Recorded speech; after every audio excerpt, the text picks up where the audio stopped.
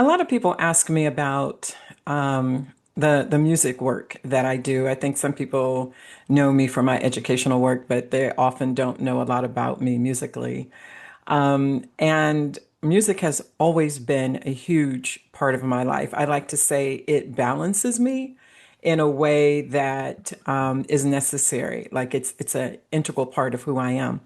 I actually started playing for churches when I was super young, like in middle school with my mom at a local church, very small church. And then when I was in high school, I became the minister of music at another small church in East Oakland. And that was how I made my money. It was it was my job while I was in high school. And that went all the way through to college, undergrad. And then I began playing at the church where I was a member, local church in Oakland, huge church with a really, really wonderful minister of music who really poured into me. So I've always worked with choirs, but the first time that I was able to sort of blend my love of choirs with like education and my love for young people happened when I taught at Castlemont High School from 1991 to 2001, where I was the director of the Castlear Vocal Ensemble. And that changed my life drastically. I was able to do more than just gospel, although gospel was a part of the curriculum. And I just made lifelong connections. So many of my Castlears are still like around me and participating in things, and I talk to them all the time. And that really showed me the power of music and what it can mean to connect with music like that. Similarly, while I was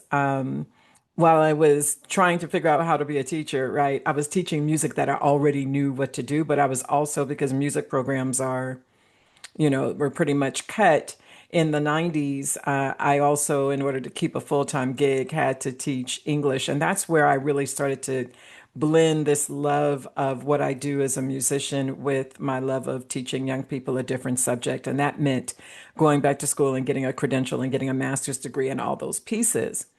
At the same time I was doing that, I was the minister of music at a local church in West Oakland and was there for 24 years as minister of music. I didn't think I was ever going to leave that church. And that enabled me to create a love of building an entire music program from just having one choir to having like a youth choir and then a children's choir and then bringing a mass choir together and a young adult choir, and really to blend and to build all those different genres of music within one church function. So that was really, really amazing.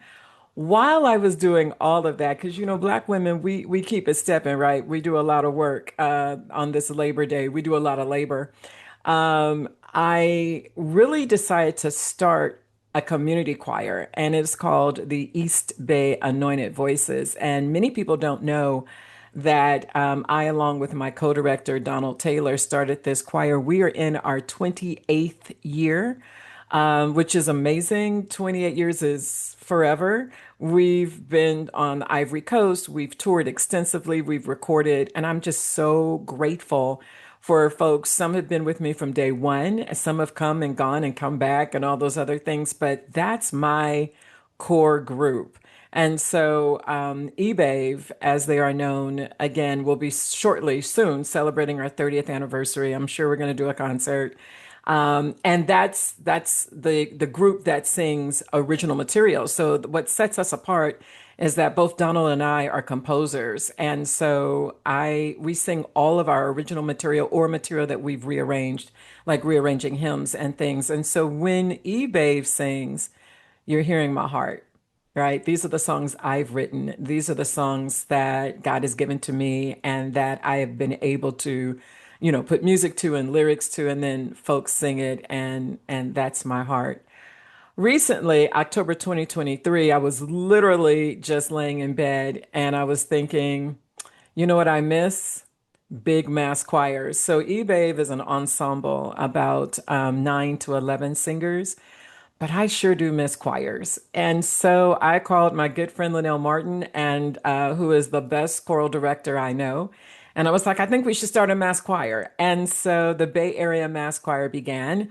That's BAMC for short because I believe in a shortened everything.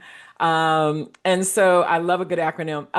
And so BAMC sings once a year, unless there's something, amazing that we need to do. But basically, I have a vision of a multi generational, multi racial group of singers who just like to sing, who come together once a year in March every year, learn the material, and then sing.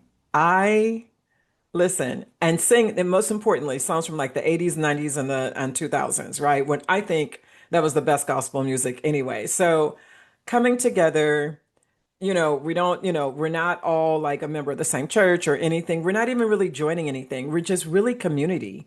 And our first concert was last year, 2024. Our second concert was this year, 2025. I'm ready for 2026. Our concert will be March 28th. I'll be putting out a lot of things about it, 2026. But the point is, three rehearsals, one concert. You got to know your music though.